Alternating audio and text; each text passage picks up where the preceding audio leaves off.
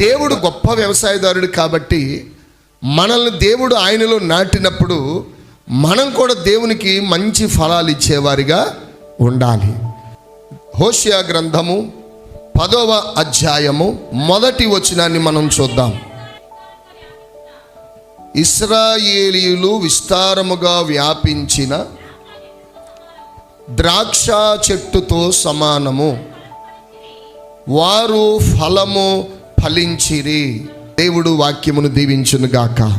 ఒక తోటైనా, ఒక పంటైనా, ఒక మొక్కైనా అభివృద్ధి అయ్యి ఫలాలతో నింపబడి దిగుబడి తెచ్చిందంటే దాని వెనకాల ఆ తోట యజమాని యొక్క కృషి, ఆ తోట యొక్క తోటమాలి యొక్క కృషి ఎంతో ఉంటుందనే సంగతి మనం మర్చిపోకూడదు. కొంతమంది ఏమనుకుంటారంటే ఫలితాలను చూసి వీళ్ళు చాలా ఫలితం పొందేస్తున్నారు, ఈ పైకి కనిపించేటువంటి ఫలితాలను చూసి అవతల వాళ్ళల్లో వాళ్ళకి ఎక్కువ పండేస్తుంది, వాళ్ళు ఎక్కువగా అభివృద్ధి అయిపోతున్నారు, వాళ్ళు ఎక్కువగా పెద్దోళ్ళు అయిపోతున్నారు అనేటువంటి ఒక అసూయ అనేటువంటిది మనుషుల్లో సాధారణంగా ఏర్పడుతూ ఉంటుందండి. ఒక సత్యం మనం తెలుసుకోవాలి. ఒక మనిషి ఎంతో స్థాయికి అభివృద్ధి అయ్యి ఉన్నత స్థాయికి వెళ్ళాడు అని అంటే అది దేవుని యొక్క సన్నిధిలో ఎంతో కష్టపడి ఎంతో